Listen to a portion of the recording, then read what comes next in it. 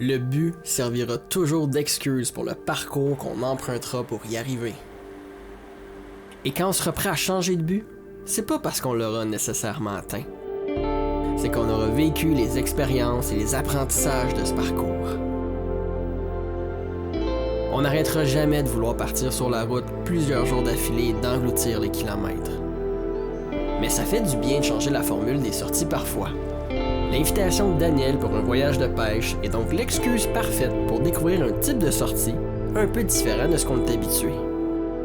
On troque donc les centaines de kilomètres faits sur 4 roues motrices avec un moteur à essence contre quelques centaines de mètres faits avec des bottes à l'eau et cannes à pêche à la main. On garde notre franche camaraderie basée sur le respect et la communication respectueuse. Le gars de la ville dans le... Et toi avec ta moustache de ville.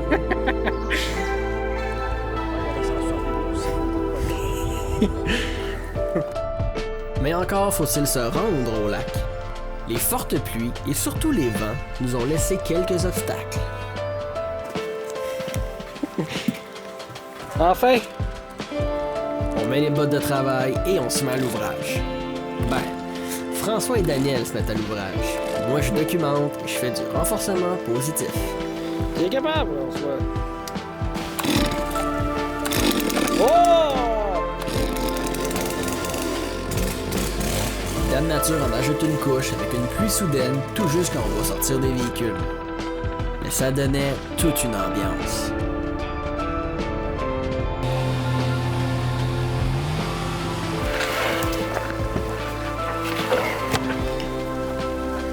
On se rose à bord de la rivière Blanche ce week-end. Située dans la MRC de Port-Neuf, cette rivière à fond rocailleux et avec plusieurs endroits peu profonds, ruisselle à travers plusieurs montagnes allant jusqu'à 650 mètres d'altitude. Ça promet pour les beaux paysages.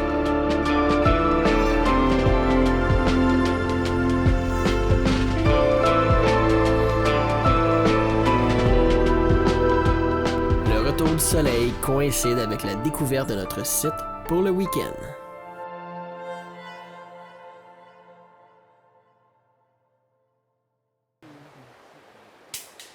Le problème, c'est qu'on est en manque aussi. Non, je vais aller à la télé, ça doit sortir.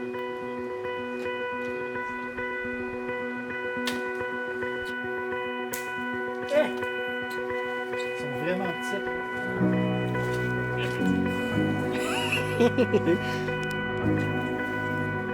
Main courante, ça. Ça arrive sur le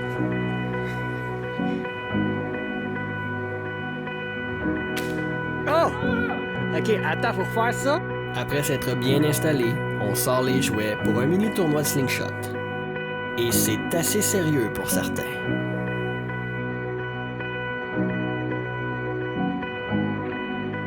La légende raconte que seul un vrai frimeur peut convaincre un de ses amis que les balles en terre battue sont comestibles et ont même bon goût. C'est le dernier conseil de Daniel que j'écoute.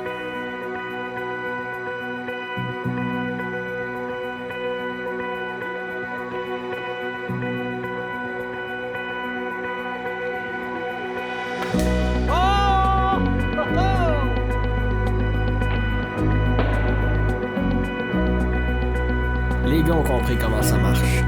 Les soupers seront faits sur le feu ce week-end, et c'est François qui fait office de chef ce soir. On commence donc par faire chauffer le four.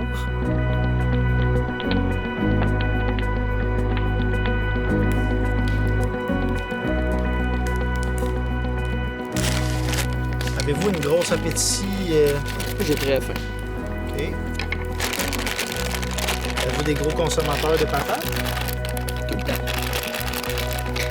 Qu'est-ce que tu fais, François? Des patates?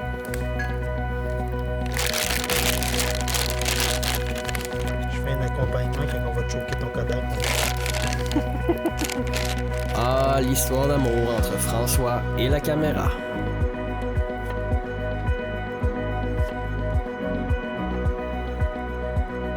T'en auras pas parce que tu es longtemps.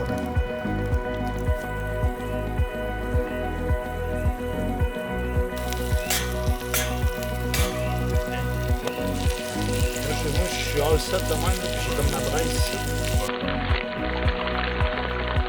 Une Une belle première soirée entre bons chums avec quelques bières et une bonne bouffe. Ça part bien le week-end.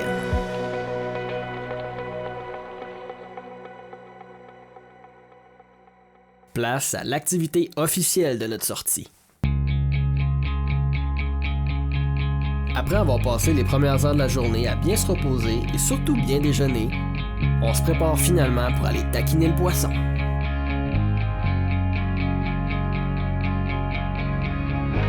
Avec le soleil et la bonne humeur au rendez-vous, c'est parti!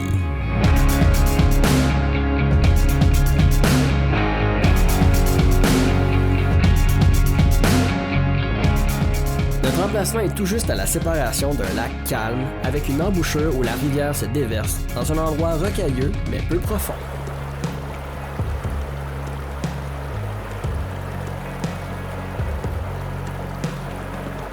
Le but peut sembler être d'attraper du poisson, mais c'est plutôt de profiter de tout ce qui impliquera dans la tentative d'attraper le dit poisson. Autant pour les bons et les mauvais coups.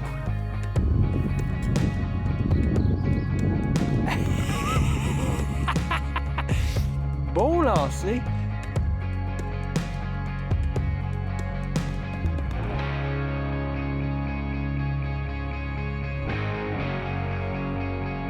François semble avoir trouvé un endroit profond où pourrait bien se cacher un monstre des rivières.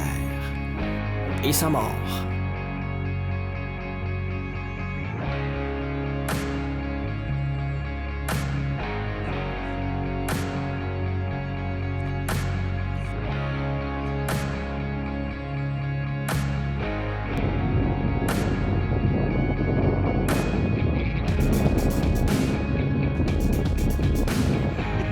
Je pense qu'on va le laisser là. Une chance que notre souper ne dépend pas de notre pêche. Le pêcheur, bredouille. On échange les bottes à l'eau pour le casse pour une ride de vélo de montagne. Une activité que je pratique déjà depuis quelques années, mais que j'aimerais davantage inclure dans nos sorties. On part donc pour une petite balade sur le chemin principal qui suit la rivière jusqu'à un barrage plus haut.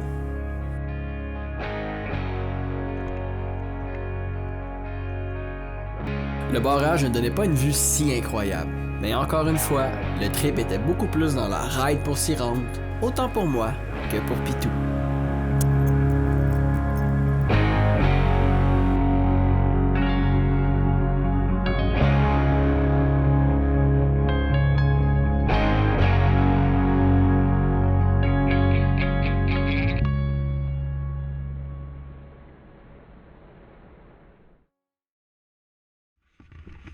Quand le ciel passe du bleu au noir, il est temps de partir.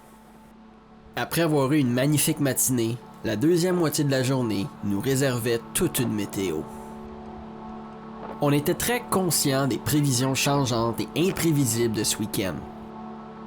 Mais quand on planifie une sortie, on y va, beau temps, mauvais temps. Faut dire qu'on avait pris la peine de bien installer nos auvents et une bâche à notre arrivée. Elles seront très utiles cet après-midi.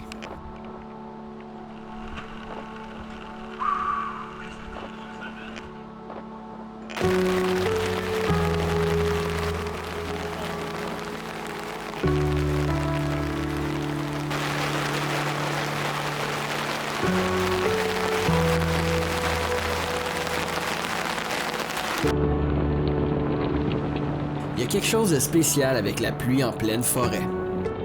Ça l'ajoute de l'intimité, une certaine sérénité et un calme olympique, comme si tout prenait un temps d'arrêt.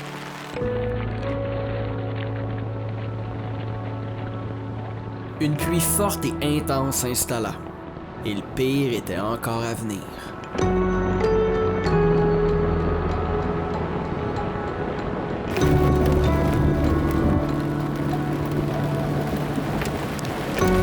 Finalement, on va avoir l'univers aussi.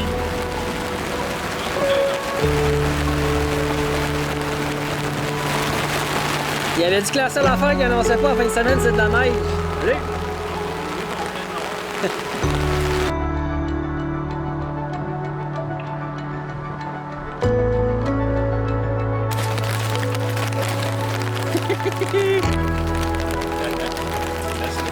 ça.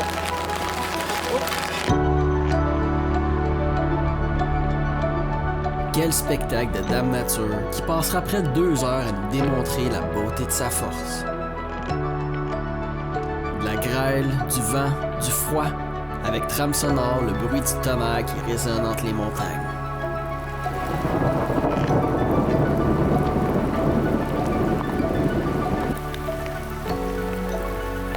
L'esprit joueur et taquin de l'avant-midi fait place à la contemplation et de l'admiration de la tempête.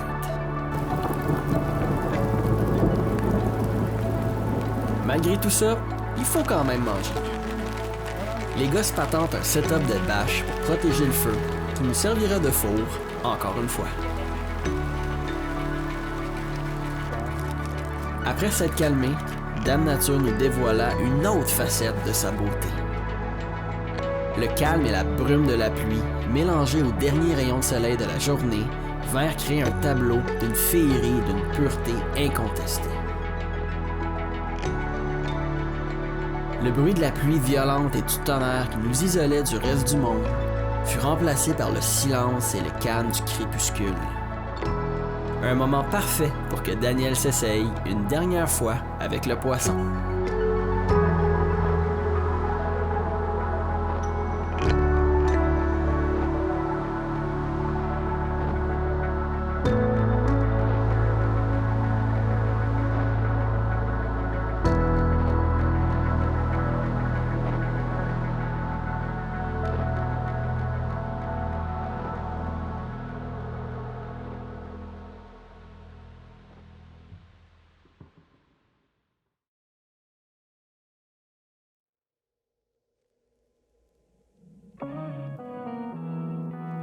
Dernière journée dans ce paradis bien isolé.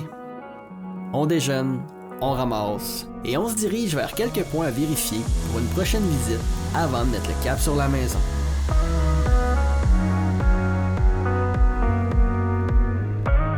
Après la prestation d'hier de Dame Nature, on a droit à une journée plus grise et monotone. Mais c'est parfait pour rouler.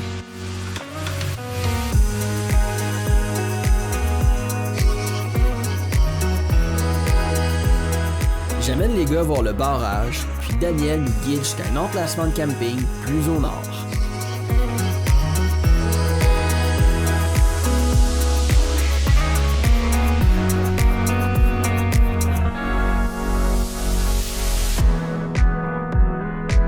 Des bels emplacements, mais beaucoup moins intimes et isolés que là où nous étions. On a même la chance d'apercevoir les locaux.